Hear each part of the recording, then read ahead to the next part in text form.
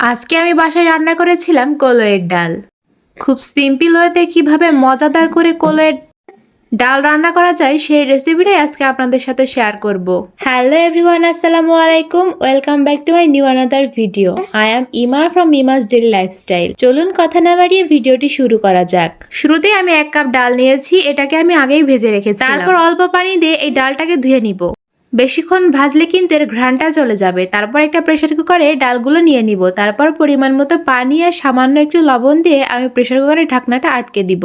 সিদ্ধ হতে থাক ততক্ষণে একটা মশলা রেডি করি। এখানে আমি খুব ভালো মতো তেল গরম করে 2টা এলাচ আর 2টা দারচিনি দিয়ে দিয়েছি। একটু ভাজা হয়ে গেলে এখানে আমি আগে থেকে কেটে রাখা পেঁয়াজ কুচি এবং কাঁচামরিচ ফালি অ্যাড করব। তারপর এগুলোকে একটু লালচে করে ভেজে নিতে হবে। লালচে করে ভাজা হয়ে গেলে এখানে 1 চামচ মতো রসুন বাটা আর 1 চামচ মতো আদা বাটা ব্যবহার করব। এরপর আমি মশলাগুলোকে খুব ভালোভাবে মিশিয়ে নিব। তারপর দিয়েছি পরিমাণ মতো লবণ। লবণটা অবশ্যই বুঝে শুনে অ্যাড করতে হবে, কারণ আগেই কিন্তু ডাল সিদ্ধের মধ্যে লবণ অ্যাড করেছিলাম। তারপর দিয়েছি 1/2 চামচ মতো হলুদ গুঁড়া আর 1/2 চামচ মতো শুকনা মরিচের গুঁড়া। তারপর একটু মশলাটা কষানো হয়ে গেলে যখন তেলটা বের হয়ে আসবে তখন আগে থেকে সিদ্ধ করে রাখা ডালটা আমি এখানে অ্যাড করব। এবার ডালটাকে খুব সুন্দরভাবে মশলাগুলোর সঙ্গে কষিয়ে নিতে হবে।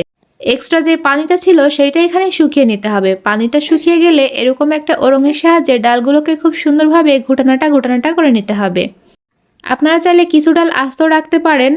আমি এখানে ডালগুলোকে খুব ভালো মতো ঘুটে নিয়েছি। এবার আমি এখানে পরিমাণ মতো ফুটন্ত গরম পানি অ্যাড করব। আপনারা আপনাদের চাহিদা অনুযায়ী পানি এখানে অ্যাড করবেন, অর্থাৎ কে কেমন ঘনত্ব খেতে পছন্দ করেন বা পাতলা খেতে পছন্দ করেন সেই অনুযায়ী এখানে পানিটা ব্যবহার করবেন।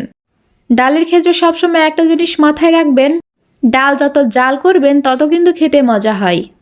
যাই হোক, আমি পানির সঙ্গে খুব ভালো মতো ডালগুলোকে মিশিয়ে নিব।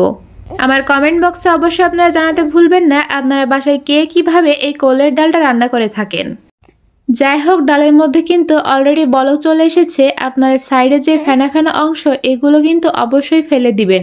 এগুলো আমাদের শরীরের জন্য কিন্তু মারাত্মক ক্ষতিকর। এবার আমি একটা পাত্রে ডালগুলোকে ঢেলে নিব। এবার হলো আসল কাজ, অর্থাৎ আমি এখন বাগার দিব। একটা কড়াইতে কিছুটা তেল গরম করে 3টা মতো শুকনা মরিচ একটু হালকা ভেজে নিয়ে এখানে বেশ কিছুটা পেঁয়াজ কুচি এবং রসুন কুচি অ্যাড করেছি। ডালে যত বেশি রসুন দিবেন ডালের স্বাদটা কিন্তু তত পরিমাণে বেড়ে যায়। পেঁয়াজ রসুনটা হালকা লালচে করে ভাজা হয়ে আসলে আমি এখানে গোটা জিরা অ্যাড করেছি। তারপর সামান্য একটু নাড়াচাড়া করে আমি এখানে একটা ওরঙের সাহায্যে একটু চেপে চেপে দিব, তাহলে কিন্তু এর টেস্টটা খুব সুন্দর আসে। তারপর আমি এখানে আস্তে আস্তে ডালগুলো অ্যাড করে দিয়েছি।